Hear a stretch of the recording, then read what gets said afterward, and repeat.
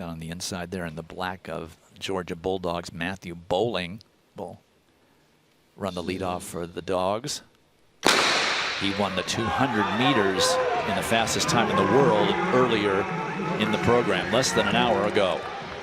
Well, and while Bowling is outstanding in the individual events, it's the relays that can really help your team. You can see him on the 4x1 and the 4x4 as they move into the outdoor, and he's an accomplished long jumper as well. So a good point getter for the Georgia Bulldogs. But he had to work hard in lane 3 to get the pole, so he has put out a lot of energy to have that pole position. He's running against Randolph Ross, who's coming back from his outstanding second place finish in the 400 meters.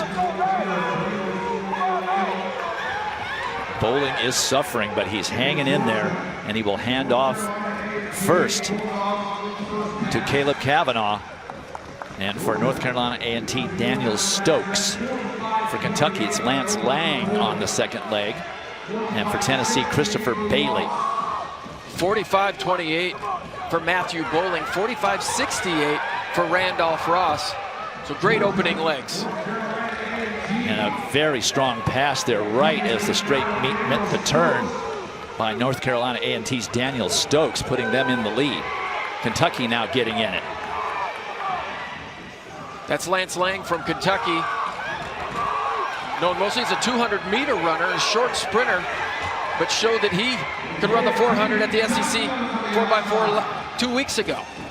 And Kentucky hands off first, and they drop into first place, followed very closely by both Georgia and North Carolina A&T.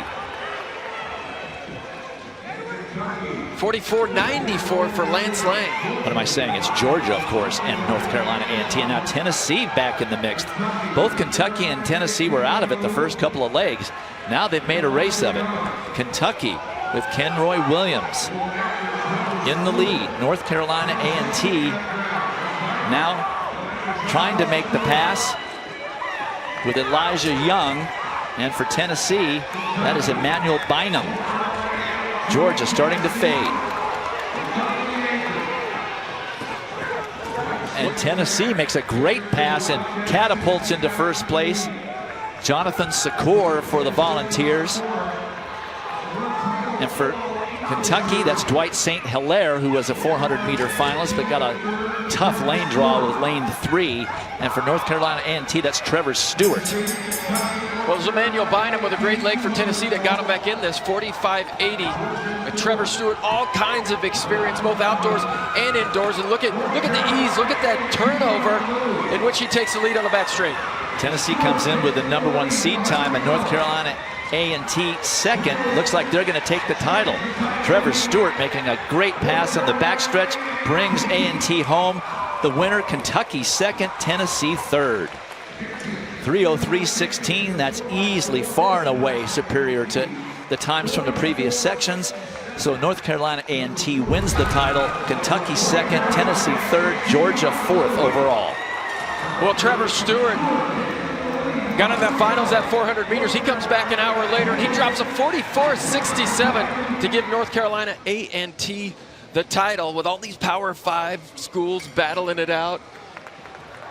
It was the MEAC team that brought home the title.